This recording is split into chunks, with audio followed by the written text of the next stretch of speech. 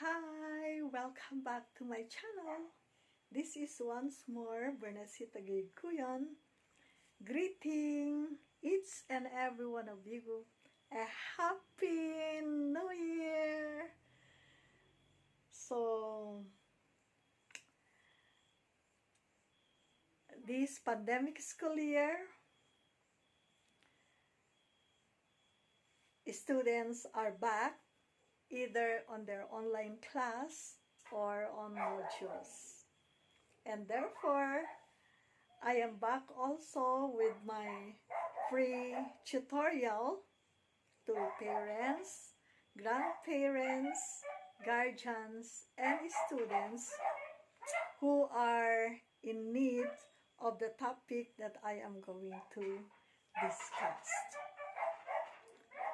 The last time, we have in our discussion changing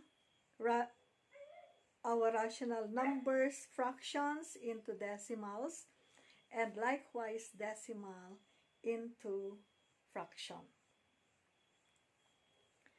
Thus, we are going to tackle already addition and subtraction of decimal numbers. Let's go! So here are now our example in adding decimal numbers. 95.6 plus 124.17 plus 8.253. We have to write our numbers in such a way that the decimal points are aligned. Meaning to say, we have to do it in columnar form. As you can see it in here, we have 95.6 plus 127.17, 8.253. The decimal points are aligned. Then we start adding our numbers starting from right to left. So since there is only one number aligned with 3, our result is 3. Then 7 plus 5 is 12, carry 1, plus 6 plus 1 plus 2 is 10, carry 1, plus 5 is 6, plus 4 is 10, plus 8 is 18, carry 1. 1 plus 9 is 10, plus 2 is 12, carry 1, 1 plus 1 is 2. So that our final answer is 228.053. The thing you have to remember very well in adding decimal numbers then is to write the numbers in columnar form so that you can see the decimal points aligned. Okay. So let us take now an example also in subtraction of decimal numbers. We are given in here 257.82 minus 69.375. Once more, very important that you are going to write your numbers in columnar form so that you can see that the decimal points are aligned. So we have now 257.82 minus 69.375. The decimal points are aligned. We start subtracting. There is no number of which we can subtract 5.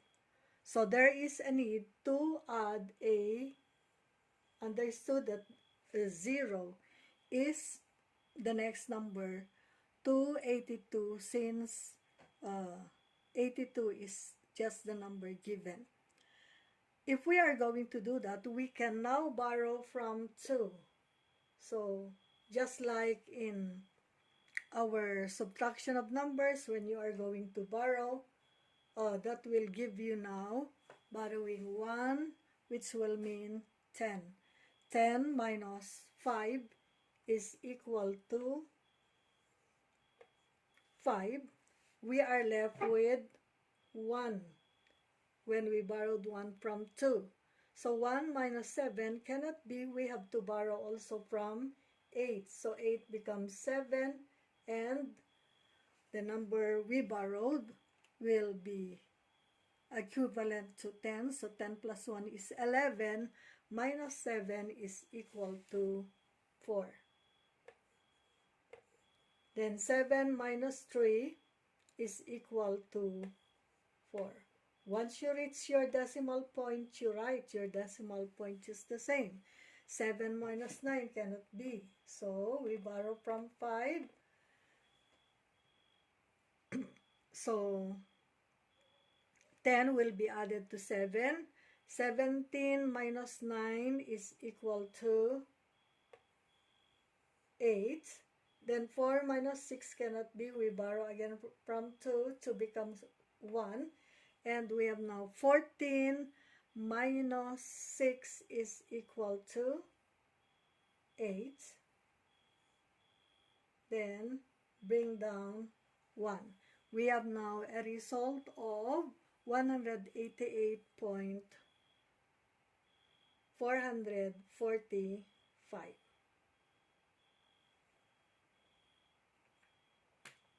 Okay.